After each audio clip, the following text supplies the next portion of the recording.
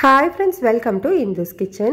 இன்னைக்கு நம்மளோட கிச்சன்ல ரொம்ப சிம்பிளான எல்லாருக்குமே ரொம்பவே பிடிச்சமான பன் எப்படி வீட்லயே பெர்ஃபெக்ட்டா செய்யறதுன்னு பார்க்கலாம். இத செய்யிறதுக்காக ஃபர்ஸ்ட் ஒரு பவுல்ல மெஷரிங் கப்ல 1/2 கப் அளவு வெதுவெதுப்பான தண்ணி சேர்த்துக்கோங்க. இப்போ இது கூடவே 3 டீஸ்பூன் அளவு சர்க்கரை சேர்த்துக்கலாம். சர்க்கரை நல்லா கரையிற வரைக்கும் நல்லா ஈவனா மிக்ஸ் பண்ணி விட்டுக்கோங்க.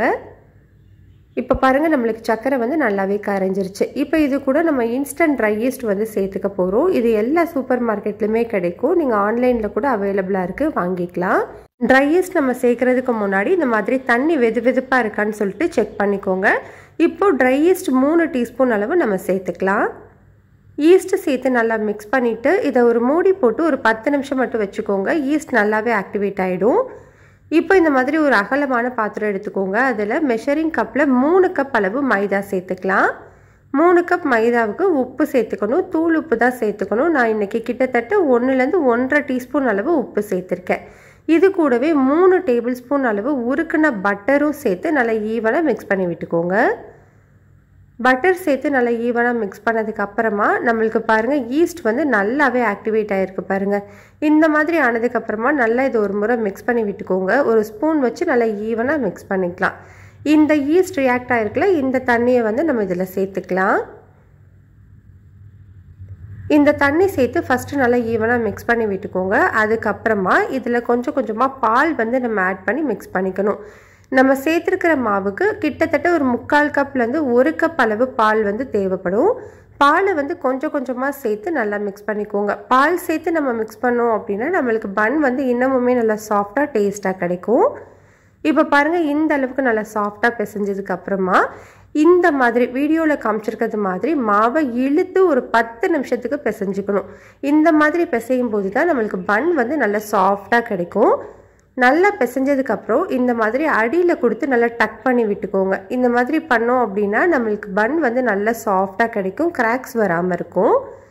இதை அப்படியே ஒரு பவுலில் வச்சுக்கலாம். மேலே இந்த மாதிரி பட்டர் வச்சு நல்லா ஈவனாக ஸ்ப்ரெட் பண்ணி விட்டுக்கோங்க. பட்டர் ஸ்ப்ரெட் பண்ணும்போது நம்மளுக்கு மேல் மாவு வந்து காயாமல் இருக்கும். இதை ஒரு மூடி போட்டு 1 மணி நேரம் அப்படியே வச்சிடலாம். 1 மணி நேரத்துக்கு அப்புறமா பாருங்கள் நம்மளுக்கு மாவு எவ்வளோ சைஸ் வந்து டபுள் ஆகிருக்குன்னு சொல்லிட்டு இந்த மாதிரி ஃபஸ்ட்டு திரும்பவும் எடுத்து ஒரு 3லேருந்து 4 நிமிஷத்துக்கு நல்லா அழுத்தி பிசைஞ்சுக்கோங்க. நல்லா ஈவனாக பிசைஞ்சதுக்கு அப்புறமா நல்லா நம்ம முன்னாடி டக் பண்ணி வச்சோம் இல்லையா, அதே மாதிரியே மடித்து வச்சுக்கோங்க. இப்போ இதை வந்து உங்களுக்கு எந்த சைஸில் பன் வேணுமோ அதுக்கேற்ற அளவு மாவை வந்து நம்ம பிரிச்சுக்கலாம். நான் வந்து இந்த மாதிரி கட் பண்ணி எடுத்திருக்கேன். இதை இப்போ நம்ம வீடியோவில் காமிச்சிருக்கிறது மாதிரி அடியில் கொடுத்து டக் பண்ணி இந்த மாதிரி உருட்டிக்கோங்க. இந்த மாதிரி பண்ணும்போது தான் பன் வந்து கிராக்ஸ் வராமல் இருக்கும்.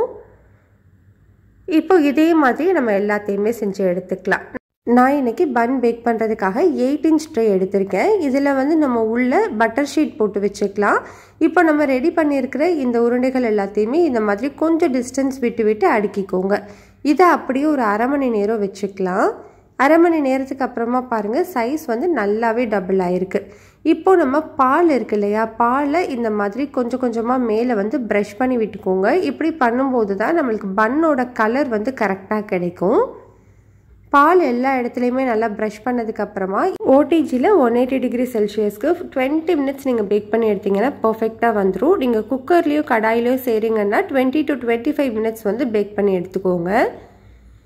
இப்போ நான் பேக் பண்ணி எடுத்திருக்கேன் பாருங்கள், கலர் எவ்வளோ சூப்பராக வந்திருக்கு பாருங்கள். இப்போது இது மேலே நம்ம இந்த மாதிரி பட்டரை வந்து நல்லா அப்ளை பண்ணி விட்டுறணும். இந்த மாதிரி பண்ணும்போது தான் மேலே வந்து ஹார்டாகாமல் இருக்கும், அதே மாதிரி நல்லா ஷைனிங்காகவும் இருக்கும்.